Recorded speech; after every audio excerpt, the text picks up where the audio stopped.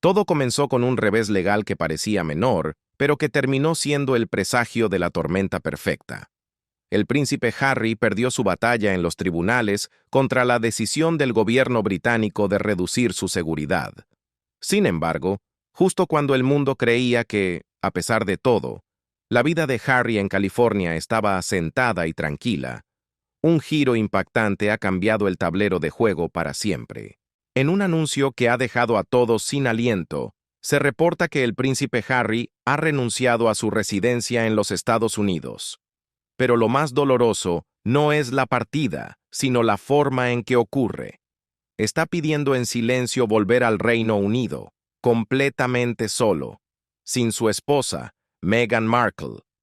¿Qué pudo empujar a un hombre a tomar una decisión tan drástica? Todo se precipitó hace apenas unas semanas, en la intimidad de su hogar, pero las repercusiones son ahora mundiales.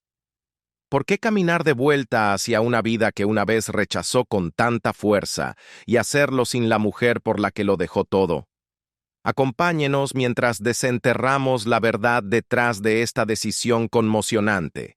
El duque de Sussex regresa a Gran Bretaña, es cierto, pero que nadie se confunda. Este no es un emotivo retorno a casa ni una tranquila reunión familiar para sanar heridas. Es un retorno forzado por el peso implacable de la ley, no por el calor del amor. Su llegada a Londres es simplemente el resultado legal y directo de sus propias acciones. La monarquía británica, firme como una roca antigua, ha dejado su posición inconfundiblemente clara. Su regreso será reconocido, sí, pero nada más. No habrá refugio real, no habrá protección oficial y, sobre todo, no habrá intervención política disfrazada de privilegio diplomático. Para la institución que una vez representó, Harry ya no es asunto de familia. Es un ciudadano más enfrentando las consecuencias de sus actos. Su salida de los Estados Unidos no fue voluntaria, por mucho que intenten maquillar la historia de cara al público. El reloj marcaba exactamente las 8 GMT del 28 de enero de 2026, cuando el Palacio de Buckingham publicó el comunicado oficial número 186. No se parecía a ninguna comunicación real de la historia reciente. El tono era frío, directo y brutalmente definitivo. No había emoción, ni palabras suaves, ni intentos de ocultar la dura realidad. El mensaje era claro. El príncipe Harry había sido deportado de los Estados Unidos y estaba en camino de regreso a Gran Bretaña, despojado de su estatus, sin apoyo y sin influencia legal. En cuestión de minutos, la noticia estalló en los titulares de todo el planeta.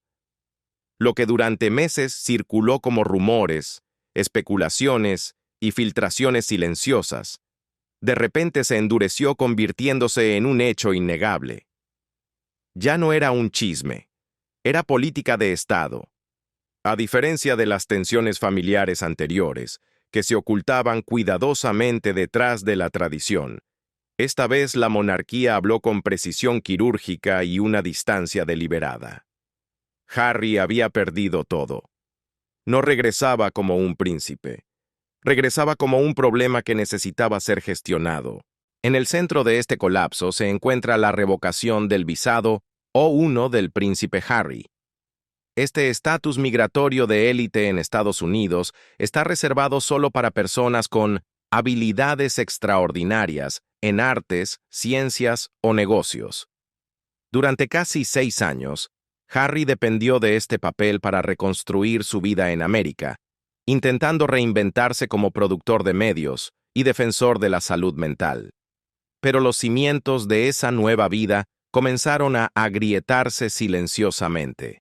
En el último trimestre de 2025, el Departamento de Seguridad Nacional, DHS, lanzó una investigación discreta tras múltiples presiones del Congreso sobre el abuso de privilegios migratorios por parte de famosos. Pero el detonante no fue una acusación externa, fue la propia voz de Harry. En su libro de memorias de 2023, Spar, en la sombra, admitió abiertamente el uso de drogas a largo plazo, incluyendo cocaína, hongos mágicos y marihuana, describiendo experiencias que iban desde su adolescencia hasta la edad adulta. En su momento, muchos elogiaron su honestidad y valentía, pero para los oficiales de inmigración de Estados Unidos, esas palabras tenían un significado muy diferente. Fueron tratadas como una confesión formal. Bajo la sección 212A de la ley, admitir la violación de leyes de sustancias controladas puede hacerte deportable, incluso sin una condena criminal. Para mantener ese visado de talento, se necesita un cumplimiento legal continuo y un patrocinador activo en Estados Unidos.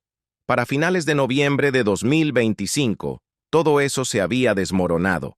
Netflix cortó lazos, Spotify entró en arbitraje y la poderosa agencia de Meghan, WME, se negó a renovar su representación. Sin un patrocinador corporativo, su estatus migratorio se deshizo por completo. El 10 de enero de 2026, el gobierno emitió una orden civil dándole 10 días para irse voluntariamente o ser deportado. Las apelaciones fueron rechazadas. La influencia política falló.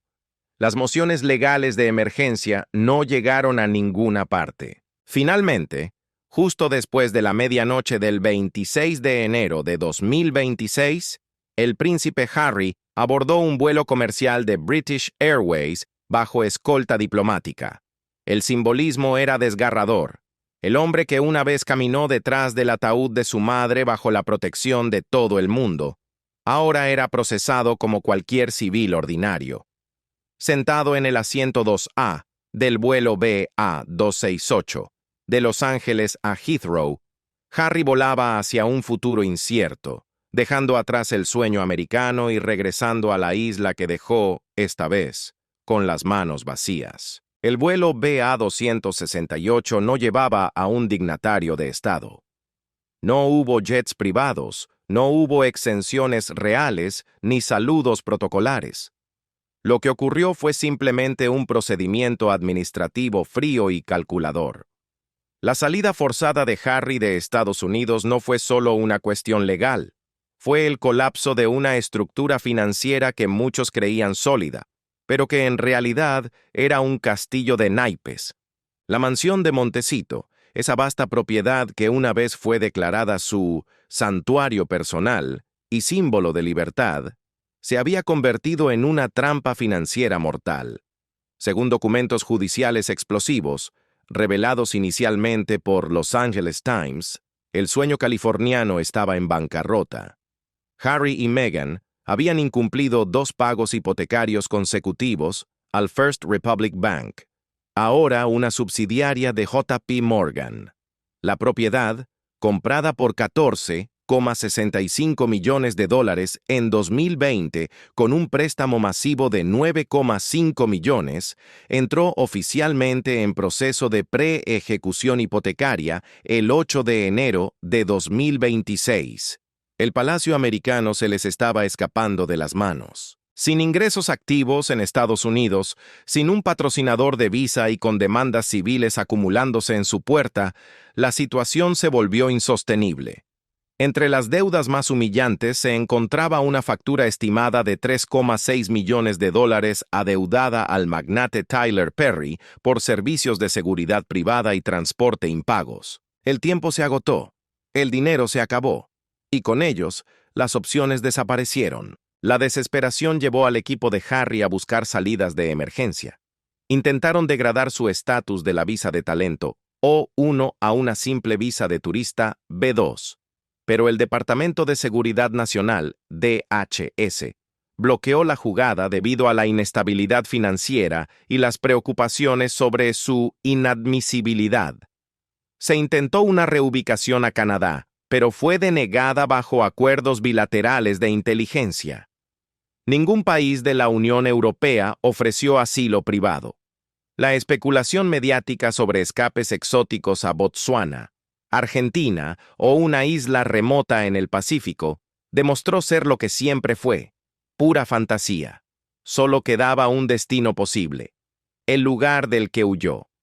Su regreso a Gran Bretaña no se está enmarcando como una bienvenida. Se está tratando como un procedimiento de contención. Fuentes internas han revelado la existencia de la Operación Iron Gate, Puerta de Hierro, una iniciativa de contrainteligencia supuestamente liderada por el príncipe William y apoyada férreamente por la princesa Ana. Al aterrizar en Heathrow, el príncipe Harry será procesado como cualquier otro individuo marcado en el sistema. No habrá sala diplomática, ni paso rápido por aduanas, ni convoy del palacio esperándolo en la pista. Funcionarios del Ministerio del Interior confirmaron que el contrato de arrendamiento de Frogmore Cottage fue terminado oficialmente el 15 de enero y todas las autorizaciones de seguridad vinculadas a sus antiguas residencias fueron revocadas. Su estatus en Gran Bretaña es ahora no oficial, no protegido y no afiliado. Harry ya no pertenece al sistema y el sistema ha decidido dejar de protegerlo. La ironía es tan aguda que corta. El mismo libro destinado a liberar al repuesto, Spare, se convirtió, en última instancia, en la herramienta de su propia destrucción. ¿Por qué le resultó tan difícil a Harry conseguir una visa? La respuesta estaba impresa en sus propias páginas. En enero de 2023, las memorias de Harry sorprendieron al mundo con su honestidad brutal. Pero donde el público vio drama, los oficiales de inmigración vieron delitos. Harry admitió abiertamente haber usado cocaína, haber fumado marihuana en los sagrados jardines del Palacio de Kensington y haber consumido hongos psicodélicos en California. Describió alucinaciones extrañas, como un inodoro que le hablaba. Para la Ley de Inmigración de Estados Unidos, sección 212A2 de la INA, admitir haber roto leyes de drogas te hace inadmisible, incluso si nunca fuiste arrestado. Harry le entregó a las autoridades la prueba firmada en su contra. La visa O1 está reservada para personas con habilidad extraordinaria. Requiere reconocimiento continuo y un patrocinador activo. En 2020, gigantes como Netflix y Spotify eran ese respaldo. Pero para finales de 2025, el paisaje era desolador. Spotify canceló el podcast de Meghan. Netflix redujo su trato al mínimo. Su agencia de talentos WME se retiró silenciosamente diciendo que sus planes futuros ya no se alineaban. Sin patrocinador y con sus confesiones de drogas en mano, el estatus legal de Harry colapsó. En un último intento desesperado en diciembre de 2025, el equipo legal de Meghan intentó salvar la situación solicitando una visa de turista para Harry. Habría significado vivir sin trabajar, entrando y saliendo cada 6 meses. Una carta de rechazo filtrada del DHS fue el golpe final. Dudas sobre su independencia financiera, disputas legales en curso y falta de evidencia de actividad profesional extraordinaria en el último año. En términos simples y crueles, Harry no tenía ingresos estables, ni proyectos, ni patrocinador, y tenía un historial manchado. La situación tocó fondo cuando quedó claro que ni siquiera Meghan tenía la solvencia financiera suficiente ante la ley para patrocinar a su propio esposo. El príncipe estaba solo. Aunque Meghan Markle ostenta la ciudadanía estadounidense, ni siquiera ese vínculo pudo salvarlos del abismo. Las deudas compartidas narraban una historia inquietante, mucho más oscura que cualquier titular de prensa rosa. Los números eran devastadores. Reclamaciones de reembolso por $12,5 millones vinculadas a proyectos fallidos con Netflix y más de 3,6 millones adeudados a Tyler Perry, el hombre que una vez fue su salvador. Juntas, estas cifras pintaban un cuadro de ruina financiera inminente. Mientras los procedimientos de deportación avanzaban a una velocidad vertiginosa, el equipo legal de Harry buscó desesperadamente una salida de emergencia en el mapa global. Pero el mundo se había vuelto pequeño para el duque. Canadá se negó a acelerar la residencia. Según informes, Argentina y Portugal rechazaron solicitudes informales. Incluso se envió una súplica silenciosa a Botsuana, un lugar que Harry considera su segundo hogar espiritual, pero solo hubo silencio por respuesta. Ni siquiera el Reino Unido ofreció un camino fácil de regreso. Documentos filtrados conectados a la implacable operación Iron Gate sugerían que el príncipe William y la princesa Anna trabajaron en conjunto para asegurar que Harry no recibiera ningún trato especial. El mensaje, resonando tanto desde Washington como desde Londres, era inconfundible. Harry ya no estaba protegido ni por el estatus ni por el privilegio. Estaba a la intemperie. No hubo una gran despedida en su finca de California. Las puertas de Riven Rock no se cerraron de golpe con dignidad. Simplemente se abrieron una última vez para dejar salir a un hombre derrotado. Harry salió bajo escolta federal, no como un príncipe o un duque, sino como un hombre ordinario enfrentando el peso de la ley. El golpe final había llegado a las 2:42 de la tarde del 26 de enero de 2026. Un simple sobre blanco apareció en la caseta de seguridad de la mansión de Montecito. Llevaba el sello del First Republic Bank, ahora bajo el mando de J.P. Morgan Chase. Dentro estaba la sentencia de muerte del sueño americano de los Sussex, un aviso de ejecución hipotecaria aprobado por el tribunal. La casa, comprada en julio de 2020 por 14,65 millones, no había recibido un solo pago hipotecario desde septiembre de 2025. A pesar de la ayuda inicial de patrocinadores privados, el estilo de vida era insostenible. La jaula de oro había sido embargada. Para Meghan, el colapso había comenzado mucho antes. Mientras Harry luchaba inútilmente por salvar su estatus migratorio, ella ya estaba ejecutando un plan de contingencia. Mantuvo una serie de reuniones privadas con abogados y asesores de imagen en Los Ángeles. Para el 20 de enero, su marca de estilo de vida, American Riviera Orchard, fue registrada oficialmente solo bajo su nombre. Las cuentas conjuntas fueron congeladas. Su relación con la agencia WM fue reorganizada discretamente.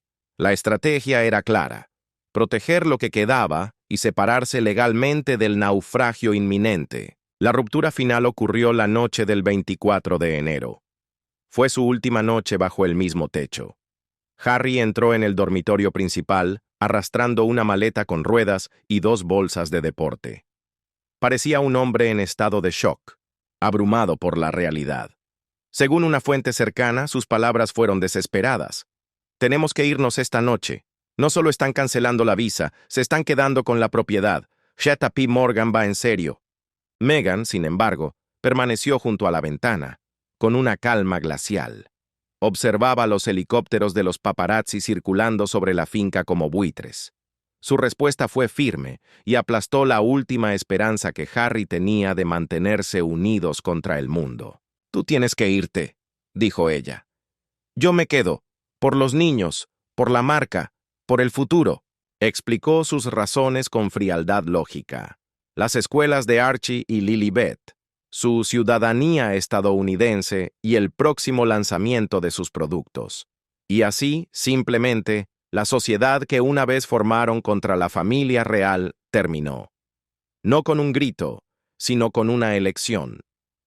Esa misma noche, Harry intentó transferir parte de la propiedad a nombre de Meghan en un acto desesperado de reparación, pero los abogados lo detuvieron. Ya era demasiado tarde. A las 8:06 de la mañana siguiente, agentes del Departamento de Seguridad Nacional llegaron con la orden final. Se le dio a Harry 24 horas para abandonar la propiedad.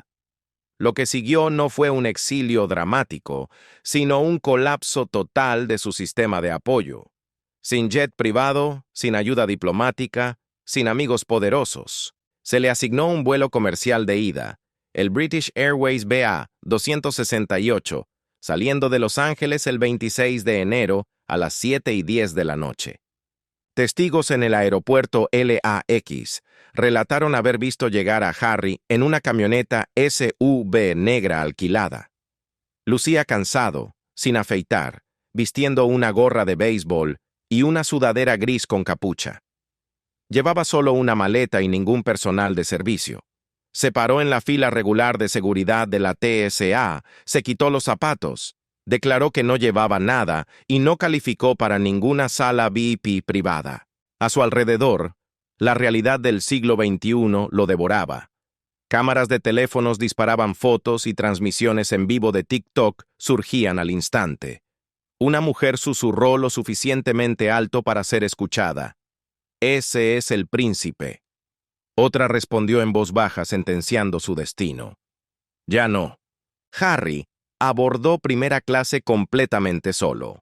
Mientras volaba a través del Atlántico, dejando atrás su vida, el Palacio de Buckingham preparaba su respuesta final.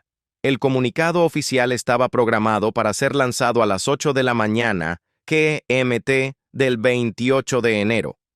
Fuentes aseguran que la princesa Ana y el príncipe William revisaron personalmente la redacción la noche anterior. El mensaje fue escrito con cuidado quirúrgico. Esto no era una reunión familiar. Era el resultado legal de las propias elecciones de Harry. No habría una cálida bienvenida. La familia real había decidido dejar de fingir. Todo fue un proceso controlado, manejado con una discreción absoluta y fría. La operación Iron Gate había entrado en su fase final y ejecutiva. No hubo margen para el error ni para la compasión. El contrato de arrendamiento de Frogmore Cottage ya era historia. El acceso a la seguridad real había sido eliminado y las alertas fronterizas estaban activas y parpadeando en rojo. Las huellas dactilares de Harry, que alguna vez estuvieron archivadas bajo el intocable estatus diplomático real, ahora aparecían en el sistema como las de un civil de alto perfil, sujeto a una revisión de seguridad estándar.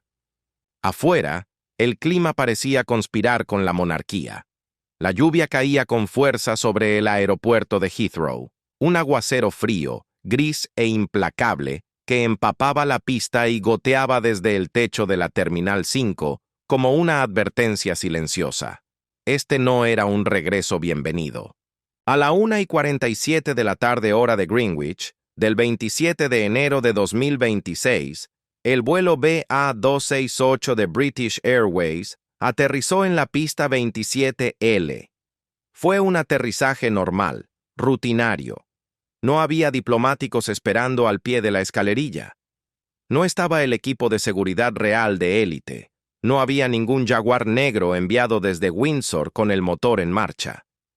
El príncipe Harry no regresaba como príncipe.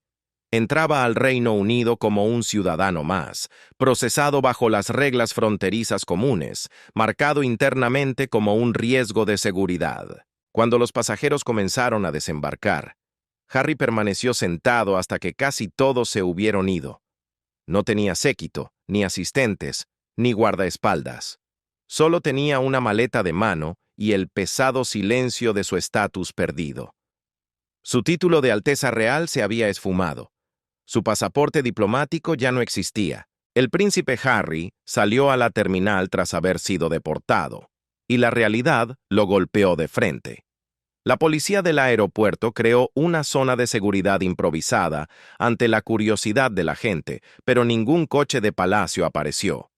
Por primera vez en su vida, Harry estaba allí parado, sin vehículo oficial, sin protección y sin nadie que lo llevara a casa. Se detuvo justo afuera de las puertas de llegadas, sosteniendo sus propias maletas. La lluvia corría por el cristal mientras los flashes de las cámaras iluminaban la noche londinense como relámpagos artificiales. Su teléfono vibró dentro de su chaqueta. Sus manos temblaban mientras lo sacaba. No estaba llamando a un asistente. No estaba llamando a un abogado. Estaba llamando a su padre. A la 1:58 de la tarde, dentro de Clarence House, un teléfono forrado en cuero vibró sobre un escritorio de madera pulida. La pantalla mostraba el número privado de Harry. El rey Carlos III estaba sentado en su estudio, rodeado de estanterías llenas de historia real. Frente a él había una elección imposible: su deber como rey o su amor como padre. Su dedo flotó sobre el botón de respuesta. Una parte de él, la humana, quería contestar, pero otra parte, la institucional, le decía que no. Entonces, una sombra se movió en la habitación. El príncipe William, príncipe de Gales, dio un paso adelante. Su rostro era serio, su voz gélida. «No lo hagas», dijo William. «Está en problemas», susurró Carlos con la voz quebrada. «Él hizo que fuera nuestro problema», respondió William sin titubear. «Ahora debe enfrentarlo. Sigue siendo tu hijo, pero traicionó a la corona. Vendió el legado de nuestra familia por dinero y atención. Intentó destruirnos y ahora quiere ayuda». El teléfono volvió a sonar insistente, desesperado. «No negociamos con terroristas», dijo William con firmeza usando una frase brutal. «Eso es lo que le dijiste al Ministerio del Interior. Mantente firme». El rey no dijo nada. Dejó que el teléfono siguiera sonando hasta que se detuvo. La llamada entró al buzón de voz. En ese instante, otra puerta entre padre e hijo se cerró silenciosamente, quizás para siempre. Dentro del palacio, la frase Operación Iron Gate se había utilizado durante meses, pero pocos fuera del círculo real sabían lo que significaba. Para enero de 2026, estaba plenamente activa. Creada por el príncipe William y la princesa Ana, el plan no estaba destinado a detener a una nación enemiga, sino a un miembro de la familia considerado peligroso. Las reglas eran estrictas. Las cerraduras de Frogmore se cambiaron el 15 de enero. La fuerza fronteriza tenía órdenes de tratarlo sin atajos diplomáticos. Todos los códigos de acceso y autorizaciones de seguridad vinculados a Harry fueron cancelados. Incluso Clarence House fue puesta en alerta máxima mientras él estuviera en el país. La familia real acordó no decir nada públicamente, con un objetivo simple: no darle la bienvenida, sino controlar la situación. Para Harry, el mensaje fue devastadoramente claro. No tenía a dónde ir. Scotland Yard ya no era una opción. Las residencias de Windsor estaban cerradas para él. Highgrove House estaba fuera de los límites. Los amigos que una vez lo apoyaron permanecieron en silencio, temerosos de quemarse. Incluso el personal de palacio, que antes adoraba al príncipe joven y divertido, ahora lo veía como un riesgo laboral. Ese día, Meghan no respondió a sus llamadas. Su declaración pública, lanzada por su equipo de relaciones públicas en Estados Unidos, no mencionó la deportación. Se centró únicamente en su marca y en la vida de sus hijos en América. Solo y empapado. Harry detuvo un taxi negro londinense y se dirigió hacia la autopista M4, mirando el cielo gris inglés a través de la ventanilla. El país en el que nació ahora se sentía frío y distante. Lo que una vez fue su hogar se había convertido en una fortaleza cerrada. ¿Cómo llegó a esto? ¿Por qué Harry se convirtió en un indeseable para la ley? La respuesta no está solo en el presente, sino en las sombras de su juventud. En el verano de 2001, un Harry de 16 años fue sorprendido bebiendo y fumando cannabis en el patio trasero de Highgrove. El periódico News of the World publicó más tarde fotos antiguas y una cita de Clarence House confirmando el incidente. Aquello, que pareció una travesura de adolescente, fue la primera piedra en el camino que, años después, colapsaría su visa americana y lo traería de vuelta, derrotado, en un taxi bajo la lluvia. Para entender la caída, hay que mirar las grietas en los cimientos.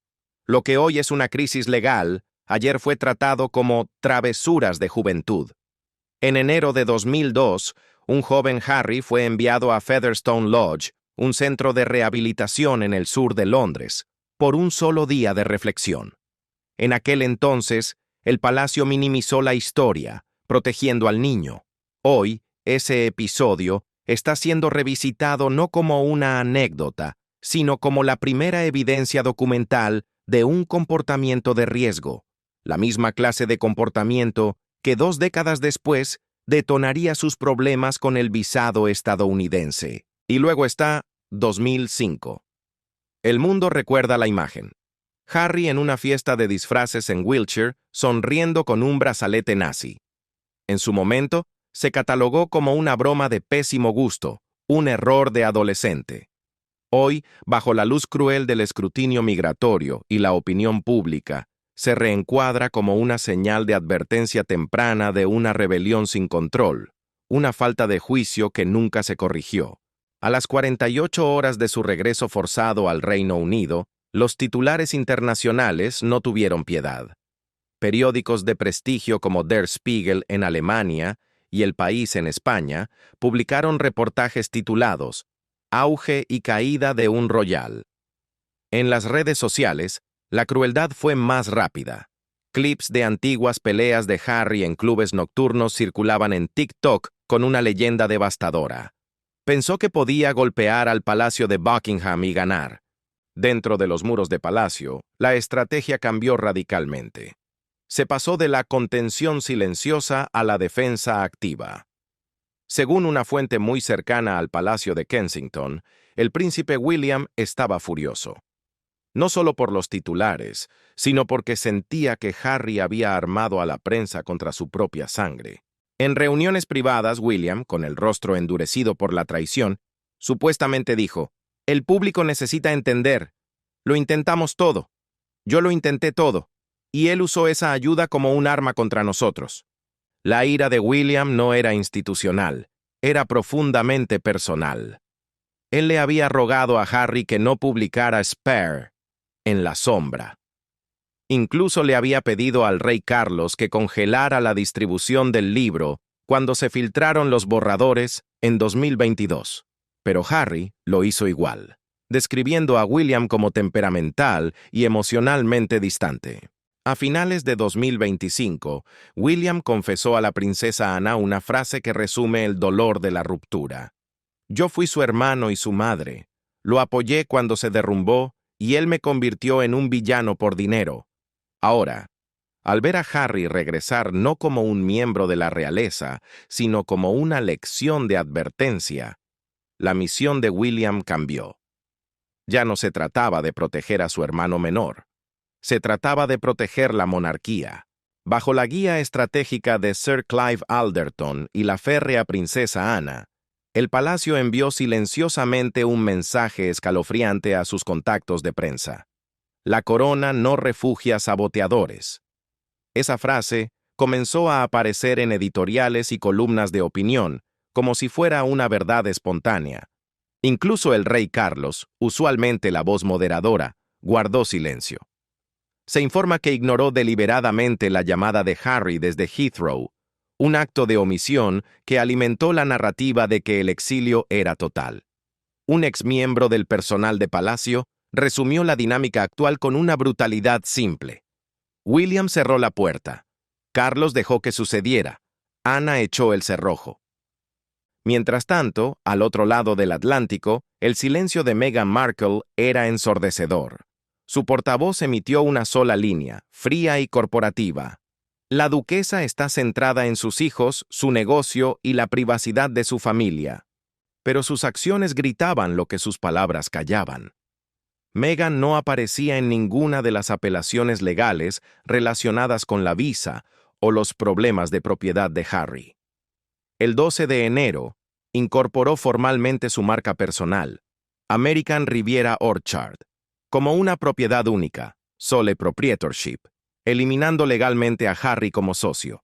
Los publicistas en Los Ángeles comenzaron a enmarcar la historia de Meghan como una de resiliencia en medio del caos.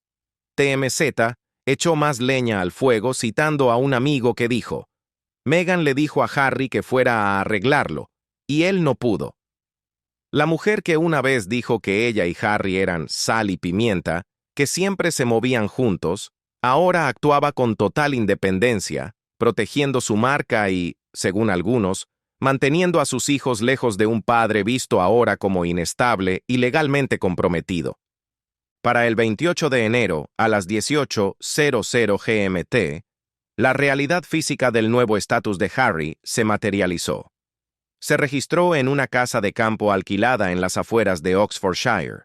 Sin guardias reales en la puerta, solo seguridad privada pagada de su bolsillo mermado. Por primera vez en su vida adulta, Harry no tenía la autoridad real escudándolo. No tenía hogar oficial, ni oficina, ni país, ni plan. Allí estaba, con solo una maleta, un ordenador portátil y un teléfono lleno de llamadas perdidas. La imagen del príncipe rebelde había sido devorada por su propio mito. Harry no solo había perdido su visa, había perdido su lugar en la historia. En Londres, el vacío dejado por Harry fue llenado por una autoridad más dura. El príncipe William ha asumido de facto el papel de tomador de decisiones clave. Fue él quien trazó las líneas rojas, quien se negó a firmar cartas diplomáticas de apoyo, quien ordenó desalojar Frogmore y quien le dijo a su padre: no negociamos con terroristas. William está recibiendo elogios crecientes desde Whitehall y los socios de la Commonwealth por proteger la institución, incluso de su propia familia. Aunque Carlos sigue siendo el rey, la influencia real se ha desplazado. Las decisiones de seguridad, las sesiones informativas de crisis y los mensajes públicos ahora fluyen a través del círculo de William. El Palacio de Kensington ya no es secundario. Es el verdadero centro del poder. Y en ese nuevo orden no hay espacio para el hijo pródigo. Mientras la lluvia seguía cayendo sobre Londres, dentro de los palacios se consolidaba una verdad ineludible. El rey Carlos III observa, pero es el príncipe William quien lidera. El equilibrio de poder ha cambiado, no por decreto, sino por necesidad. Según un asistente de palacio de alto nivel, la princesa Ana, conocida por su pragmatismo de hierro, ha respaldado totalmente la postura intransigente de William. Se dice que, en una reunión privada y tensa, le dijo a su hermano Carlos con brutal franqueza: «Le dimos años, Carlos. Soportamos los ataques, las mentiras y los silencios estratégicos. Pero hay una línea que no se cruza. No se puede negociar con alguien que se beneficia económicamente de prenderle fuego a su propia casa». Ana, la fiel escudera de la monarquía, había dictado sentencia. Harry ya no era un hijo descarriado. Era una amenaza existencial. El rey Carlos ha envejecido visiblemente en los últimos meses. Su figura, antes vigorosa, ahora muestra la fragilidad humana bajo el peso de la historia. El estrés de sus tratamientos contra el cáncer, las incesantes presiones políticas y el drama interminable de su hijo menor han cobrado un precio físico y emocional devastador. Sin embargo, el punto de quiebre definitivo no ocurrió en un tribunal ni en una entrevista televisiva. Ocurrió en la intimidad de Clarence House, en el silencio de una llamada no contestada. Cuentan los que sirven al rey en la distancia corta que Carlos todavía tiene momentos de debilidad paternal. A veces, en la soledad de su estudio, desbloquea su teléfono y mira la foto de contacto de Harry. Se le ve desplazándose por viejos hilos de WhatsApp, leyendo mensajes de tiempos mejores. Ocasionalmente, pregunta en voz baja a su personal si ha llegado algún recado privado. Pero el rey ya no inicia el contacto. Ha hecho una paz dolorosa con una idea que ningún padre debería tener que aceptar: que Harry tal vez nunca regrese realmente, y que si algún día lo hace, podría ser demasiado tarde. La puerta no está cerrada con llave, pero el camino hacia ella ha desaparecido. La historia del príncipe Harry, el repuesto, ha dado un giro que nadie predijo. De los soleados jardines de California a una casa alquilada bajo el gris cielo de Oxfordshire. De la libertad absoluta a la soledad del exilio en su propia tierra. Sin esposa a su lado, sin título que lo proteja y sin un padre que conteste el teléfono. La monarquía ha sobrevivido, endurecida bajo el mando de William, pero la familia ha quedado fracturada para siempre. Y ahora queremos escuchar tu voz. ¿Qué opinas sobre esta decisión impactante del príncipe Harry de regresar al Reino Unido bajo estas condiciones? ¿Crees que el rey Carlos debería perdonar a su hijo antes de que sea demasiado tarde? ¿O tiene razón William al proteger la corona a toda costa? Esta historia no ha terminado. Apenas ha comenzado un nuevo y oscuro capítulo. Comparte tus pensamientos más profundos en la sección de comentarios. Si esta cobertura detallada te ha parecido valiosa, no olvides darle me gusta y suscribirte para seguir cada paso de este drama histórico. La verdad, como siempre, está en los detalles. En los detalles. En los detalles. En los detalles.